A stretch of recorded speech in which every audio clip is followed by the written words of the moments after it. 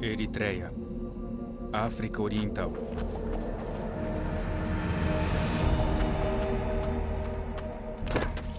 Disseram-lhe que renunciasse a ser um cristão evangélico. E ele respondeu que não faria isso.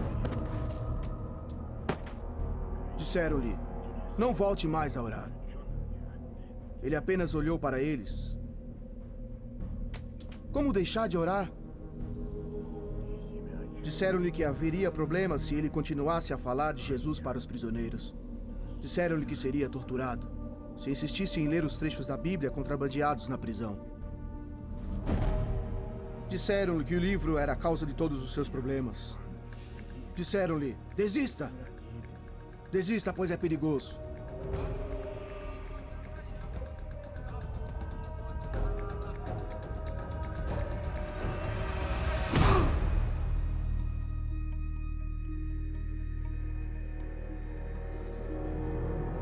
O livro perigoso.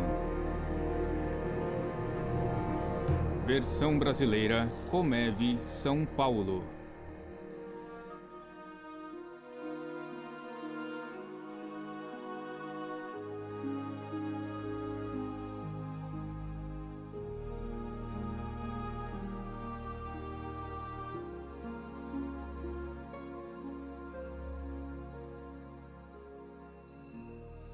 Não parece tão perigoso.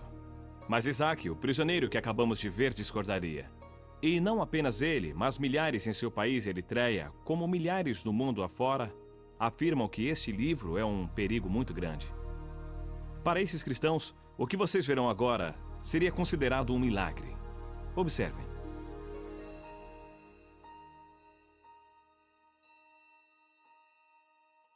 Ninguém chamou a polícia. Não me importunam. Não me mandaram embora. Não me preocupo nem um pouco em ser preso, torturado ou morto por ler minha Bíblia. Ler minha Bíblia não parece um milagre hoje em dia. Mas seria nos idos do século XVI. Naquele tempo, apenas sacerdotes podiam ler as Sagradas Escrituras. Alguns podiam ouvir, mas não podiam ler. Um homem chamado William Tyndale mudou a situação. Inglaterra, 1523. Tyndale achava que todos poderiam ler a Bíblia. Ele saiu de casa e fugiu para a Alemanha, onde traduziu a Bíblia para o inglês, imprimindo 6.000 exemplares. Essas foram as primeiras cópias da Bíblia em inglês. E Tyndale as contrabandeou para a Inglaterra.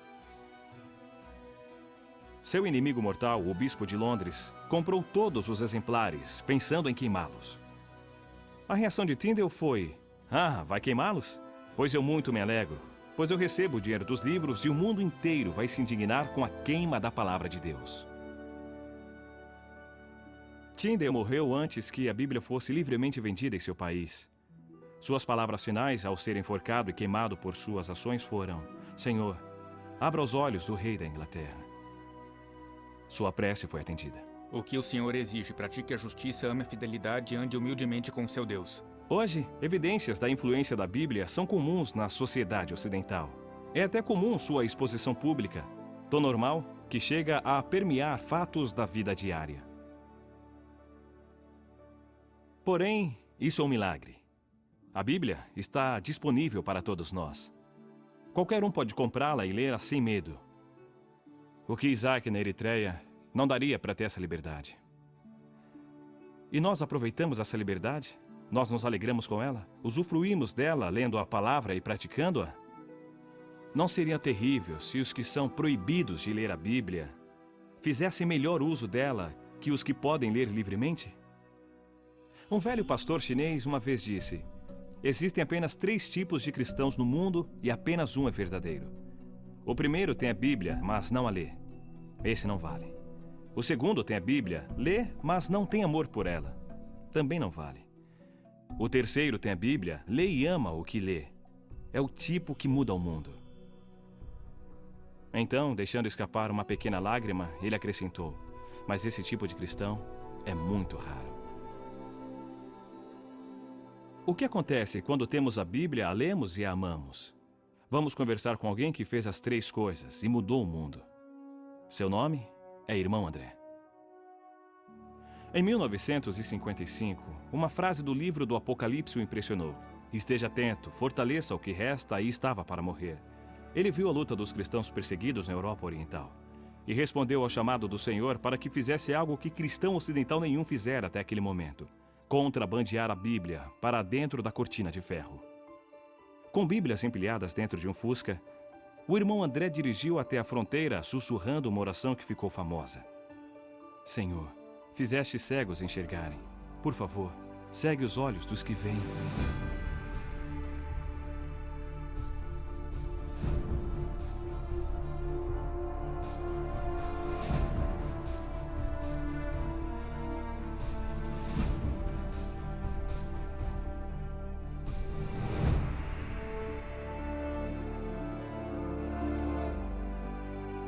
Deus respondeu à sua oração. E o irmão André ficou conhecido em todo o mundo como o contrabandista de Deus. Irmão André, os governantes ainda acham que a Bíblia é um livro subversivo e perigoso. E por que eles têm tanto medo da Bíblia? Porque a Bíblia nos faz novas pessoas. Qualquer sistema no poder, religioso ou político, teme a hora em que Deus entra na vida de alguém, porque agora ela serve a um novo rei. O apóstolo Pedro disse em Atos que devemos obedecer antes a Deus e depois aos homens. De repente, quem está no poder perde o controle sobre o homem que leu o livro. Nós, por meio desse livro, nos tornamos um povo de opinião, povo de convicções tão fortes que nada as abala, mas sempre baseadas no amor, na compaixão e sempre sob o comando direto do Senhor. E quanto aos cristãos que não vivem sob regimes totalitários? Há sentido em dizer que a Bíblia é um livro perigoso, mesmo vivendo numa sociedade livre? Sim, e essa é a razão dos ataques contra nós cristãos porque lemos a Bíblia. O método é diferente, o efeito é o mesmo. Somos muito ocupados para ler toda a Bíblia. Nós seguimos alguns trechos, passagens selecionadas, versículos. Devemos nos tornar pessoas segundo a Bíblia, ler o livro inteiro, toda a obra, pelo menos uma vez ao ano. Se é demais, você é preguiçoso. Como esperar que o Senhor o abençoe, o use e o proteja se tem preguiça de ler sua palavra, pela qual milhares de pessoas foram mortas, profetas foram mortos por ela, os apóstolos foram mortos por ela, mártires da história da igreja morreram por ela, hoje pessoas morrem por ela, e deixamos a Bíblia na estante? Há uma história de uma família na Holanda, onde eu morei. Um pequeno garoto encontrou a Bíblia da família coberta de pó. Levou-a para a mãe e perguntou: "Mãe, esse é o livro de Deus?" A mãe olhou o livro e disse: "Claro que é o livro de Deus." E ele falou: "Por que não o devolvemos, já que não usamos?" Há pessoas que desejarão percorrer o caminho que você trilhou. Então, dê-lhes um ponto de partida pelo qual poderão começar a viver segundo a Bíblia. Qual seria este ponto? Uma das minhas orações ainda é: Deus, faz-me verdadeiro. Eu aconselho que, ao ler a palavra, diga: Senhor, fale comigo, e o que me disseres, eu farei. E surgirá uma nova vida de aventura que o espantará. Deus o provará. Se Deus não o provar, me surpreenderei. Se você nunca for atacado pelo diabo, me surpreenderei. Mas como? Eu não sou digno de um ataque? Você pede por problemas quando segue a Jesus radicalmente. Mas nos problemas diga: aleluia, eu estou no caminho certo. Siga o livro, siga. Siga o livro. Isso mudará a sua vida.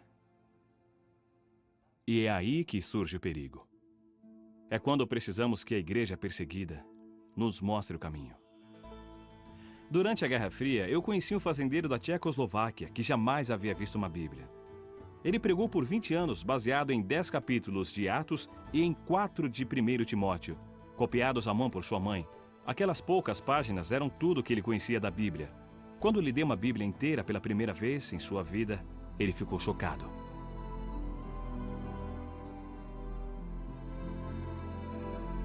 Ele me disse: agora terei muito mais problemas. Agradeço por ter me dado o livro mais perigoso do mundo. E depois ele perguntou: você tem esse livro há muito tempo? Diga-me, que belos problemas ele lhe causou. Que pergunta! Foi direto ao meu coração. Que belos problemas a Bíblia lhe causou. Ela deveria causar problemas para todos nós? Será que a Bíblia já me pôs em perigo? Ou é apenas um chamado aos irmãos Andrés deste mundo e daquele pastor tcheco? Parece coisa da Guerra Fria. Mas, na verdade, não é tão fácil gostar deste livro. Muitos de nós passamos por períodos talvez inevitáveis em que achamos a Bíblia um tanto difícil, entediante, diriam alguns.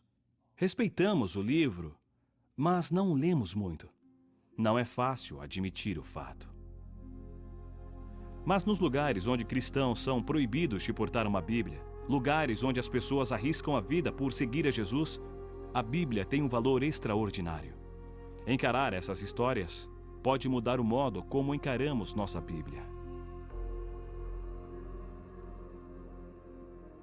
Amontoados em contêineres como este, estão centenas de cristãos da Eritreia de hoje. Que atos terríveis terão cometido para morrerem assim cozidos em fornos de metal? Sem julgamento, sem alimento ou água, são punidos pelo crime de serem cristãos e agirem como cristãos, orando, reunindo-se e lendo as suas Bíblias. Meu irmão Gideão sabe disso muito bem.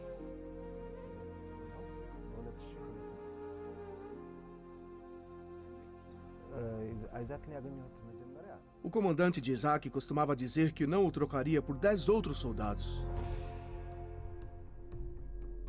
Ele era um matador implacável, inteligente e valente. Isaac também gostava de se divertir com bebidas e muitas mulheres.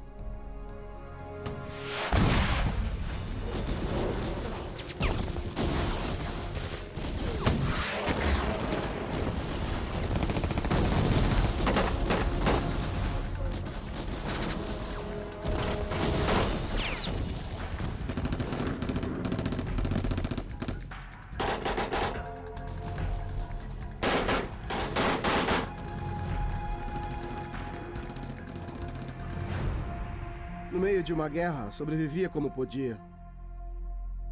Ele não respeitava os oficiais, que eram condescendentes, pois queriam que ele lutasse.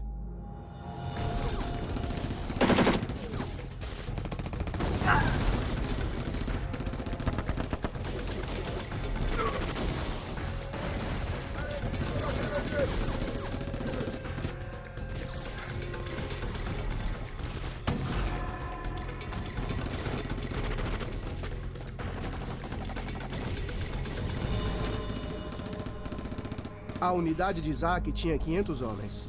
450 morreram em batalha. A maioria dos sobreviventes estavam seriamente feridos. Isaac saiu ileso.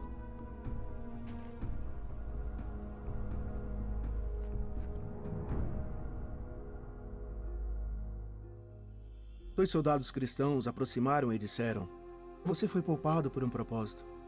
Deus deve ter planos para você, ou você também estaria morto." Isaac abriu seu coração e decidiu seguir a Jesus.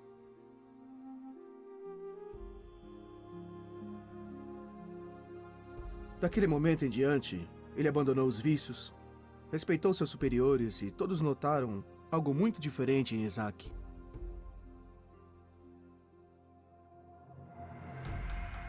O comandante também reparou e ficou furioso. Disse a Isaac: "Você perdeu o instinto assassino. Preferia você insubordinado e bruto, em vez de cristão. Você poderia ser um grande soldado."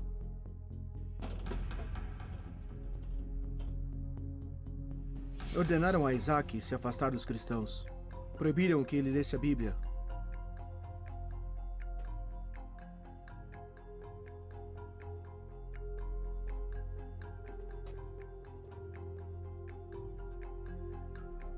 Quando os cristãos lhe deram uma Bíblia, disseram: "Não apenas leia, Devore a palavra de Deus. Deixe ela penetrar no teu coração.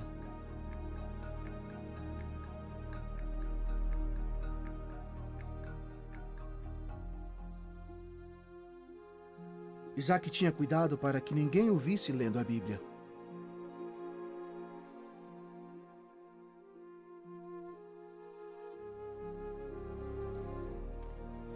Mas ele foi pego.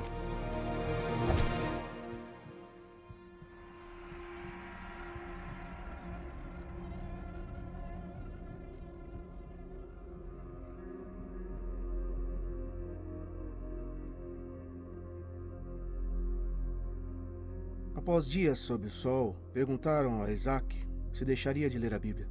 E ele disse: "Não, eu não posso." As torturas aumentaram. Eles o amarraram e mantiveram na posição helicóptero por 7 longos dias.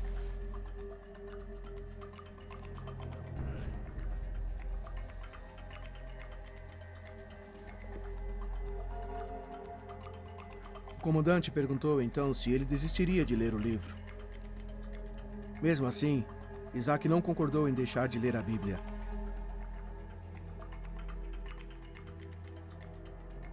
O comandante o jogou dentro do container junto com os outros prisioneiros. Havia tanta gente que eles tinham que dormir em turnos.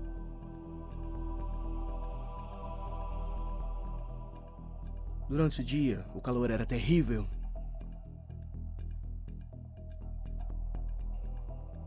À noite, o frio os fazia tremer.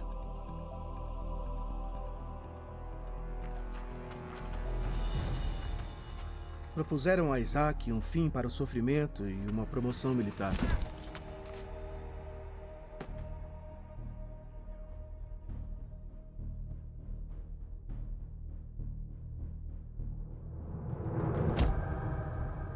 Queriam que ele concordasse em abandonar a Bíblia, não falar com cristãos, não falar de Jesus e não orar.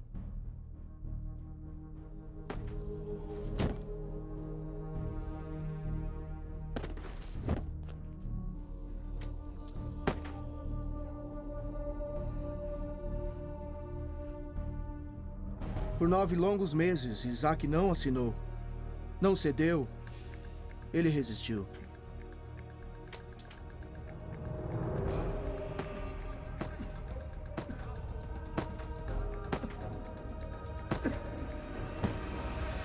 Em 2004, o comandante desistiu.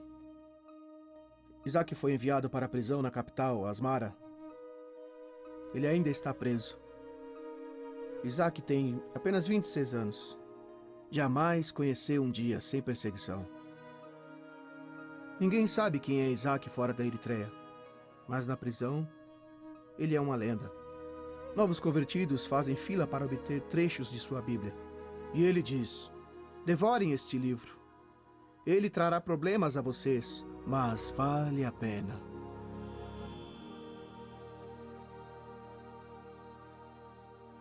Passou muito tempo desde que Tyndale morreu por contrabandear Bíblias para a Inglaterra. Perseguição por ler a Bíblia já é passado na Inglaterra. Mas a história de Isaac abre os meus olhos para uma incrível liberdade que eu desfruto. Liberdade que Isaac jamais terá. Não sei quanto a vocês, mas a realidade de Isaac sofrendo na prisão de Eritreia abala o meu mundo confortável. Muda a minha visão da Bíblia, transforma a seriedade do meu compromisso.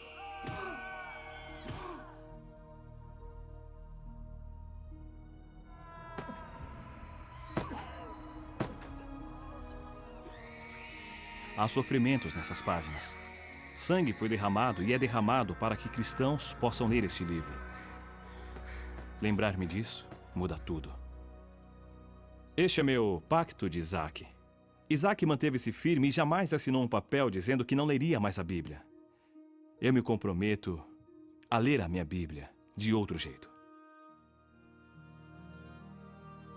Primeiro, eu me alegrarei com a liberdade que tenho de abrir esse livro e lê-lo sem medo. Não vou mais subestimar isso. Lutarei para manter essa liberdade e por justiça para aqueles que, como Isaac, não têm a liberdade que eu tenho. Segundo, vou me lembrar dos que foram perseguidos no passado, pessoas como Tyndale, que deram sangue para pôr este livro em minhas mãos. Todo o país ocidental tem um Tyndale em seu passado. Lembrarei de orar por cristãos perseguidos que nesse momento arriscam suas vidas para oferecer a palavra de Deus aos seus compatriotas. Terceiro, eu serei radical em meu compromisso de ler e obedecer este livro. O irmão André disse, examine o livro e deixe que o livro examine você. Siga o livro. Lute pela justiça, ame a misericórdia, sirva a Deus. Talvez eu encontre problemas, o melhor tipo de problema. Problemas pela causa de Cristo. Nunca mais verei este livro da mesma maneira. Ele é perigoso? Depende. É seguro sobre a mesa ou numa prateleira. Mas quando abro e leio, sou desafiado. Devo ser sincero comigo mesmo em minhas intenções. Deus pergunta, você seguirá o meu livro? E se eu disser, sim, serei mudado. E isso é perigoso. É uma transformação na vida. E quanto mais eu ler, mais o Senhor me pedirá para segui-lo. E mais problemas eu terei. Mas ao longo do caminho, haverá muita alegria por confiar a própria vida nas mãos de Deus. Que lição poderosa mostrou Isaac, preso por causa de Jesus Cristo na distante Eritreia. Sigam o livro. Sigam o livro perigoso.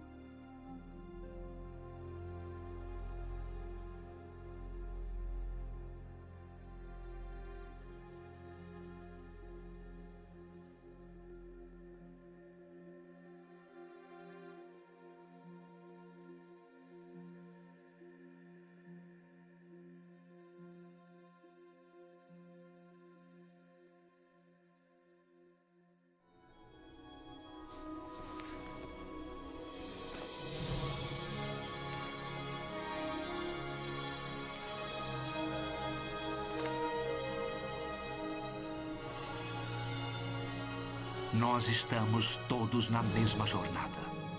E você está no caminho certo?